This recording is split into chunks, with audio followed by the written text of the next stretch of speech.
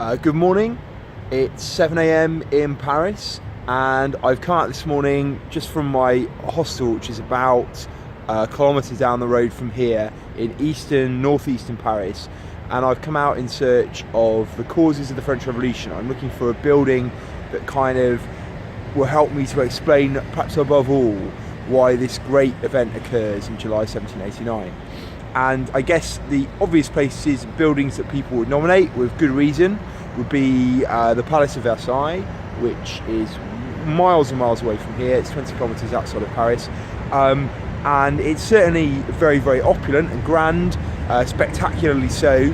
But of course it's been so for pretty much 100 years by the time Louis XVI comes to the throne, and as yet hasn't led to any major upheaval against the king. So that doesn't quite seem to tell the whole story about the causes of the revolution.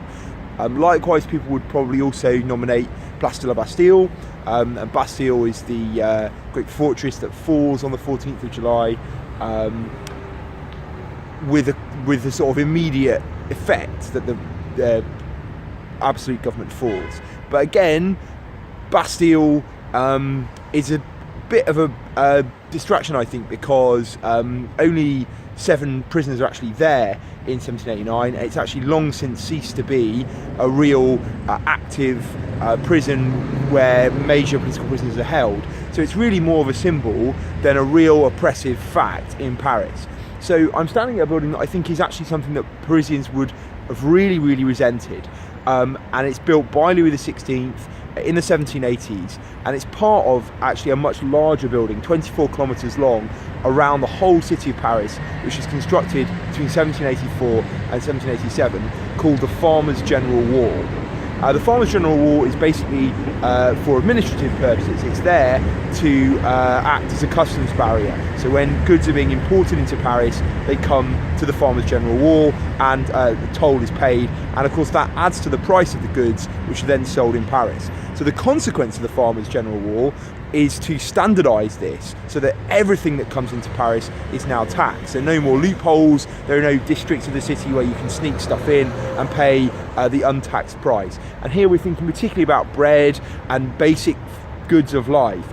The bread price is an oft-repeated fact about the revolution. The bread price in France, in Paris, the highest bread price of the whole century is in July 1789. And bread prices fluctuate and economic fortunes fluctuate. So why would that lead to a revolution? And I think in order to explain that, we have to understand why it was that people would have turned their anger on the king directly and the absolutist regime. And buildings like the Farmers' General Wall were absolutely crucial for this, because they epitomise the fact that the king just didn't really seem to have a clue about the situation in which his people lived and what they needed. And rather than trying to free up trade and keep the price of bread as low as possible, he builds this massive construction all around the city, walling the city in, as many residents complained, in order to try and actually raise prices and increase the pressure at a time when, particularly in 1789, the bread price has never been higher. So the building behind me is just a particularly strong symbol of this. You can see it's incredibly lavish. So this is designed by a leading architect of the time, and it's a huge construction. It looks more like a palace than a administrative tax office, which is what it basically is. It's just one of several buildings that would have kind of lined or dotted the wall all around the city, so adding to the grandeur of it, perhaps adding to the imposing nature of it as well.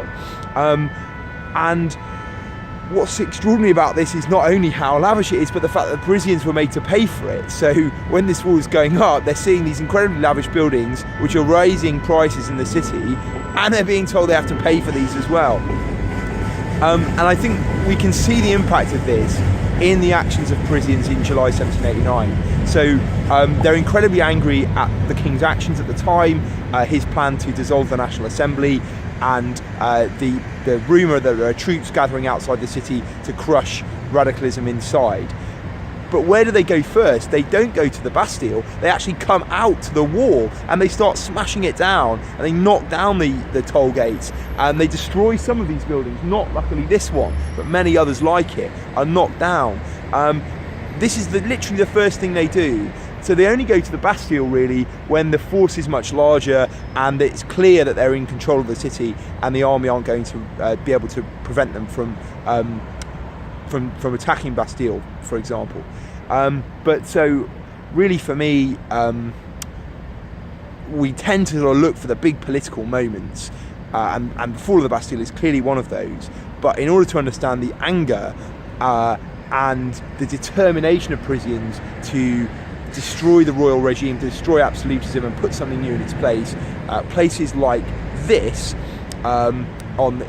just out in the east of Paris, this building is a stunning building, but it symbolises really everything that's gone wrong with royal government in the 1780s. So I hope you enjoyed this video. Thanks for watching this and all the other ones I've done from Paris over the last couple of days. I'm going to do one more this afternoon. I'll go right into the centre and I'll do a video from Place de la Concorde, where Louis XVI is executed, and I'll try and do that live. So that should be, let's say, 2 o'clock at Place de la Concorde. So I hope you can join me then, 2 o'clock British time. Join me then if you can. Thanks. Okay, thanks for watching.